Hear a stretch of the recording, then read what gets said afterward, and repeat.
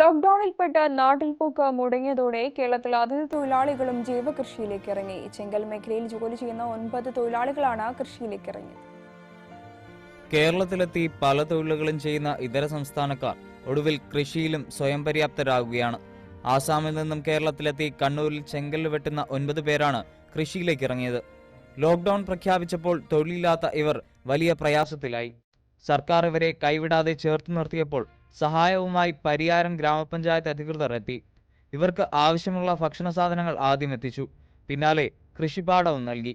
സംസ്ഥാന സർക്കാരും പരിയാരം ഗ്രാമപഞ്ചായത്തും ചേർന്ന് ഭൂമി തരിശുരഹിതമാക്കാൻ തീരുമാനിച്ചപ്പോൾ ഈ 9 പേരും വളരെ സന്തോഷത്തോടെയാണ് പച്ചക്കറി വിത്ത് ഇറക്കിയത്. ഉദ്ഘാടനത്തിന് പഞ്ചായത്ത് പ്രസിഡന്റും എത്തി.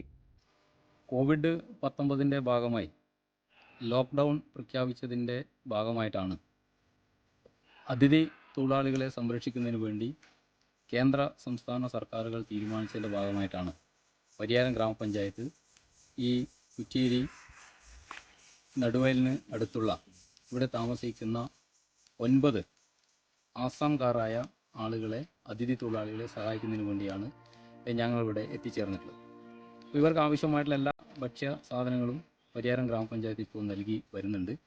അതിനോടനുബന്ധിച്ച് തന്നെ ഹരിത കേരളത്തിൻ്റെ ഭാഗമായി ഇവർ പച്ചക്കറി സ്വന്തമായി ഉൽപ്പാദിപ്പിക്കുന്നതിന് വേണ്ടിയിട്ട് ഒരു ശ്രമത്തിൻ്റെ ഭാഗമായിട്ടാണ് ഇന്ന് നമ്മുടെ പഞ്ചായത്ത് നൽകിയ വിത്ത് ഉപയോഗിച്ചുകൊണ്ട് അത് നടുന്നതിന് വേണ്ടി ഇവർ സ്വയം തയ്യാറായി മുന്നോട്ട് വരികയും അമിനുൽ ഹക്ക്, ലുക്കുകുമാർ റോയ്, നൂർ ഹക്ക്, ഹക്കിനൂർ ഹക്ക് എന്നിവരടങ്ങുന്ന അസം സ്വദേശികളാണ് കേരളത്തിന്റെ നല്ല പാഠം ഉൾക്കൊണ്ട് മണ്ണിലേക്ക് ഇറങ്ങിയത്.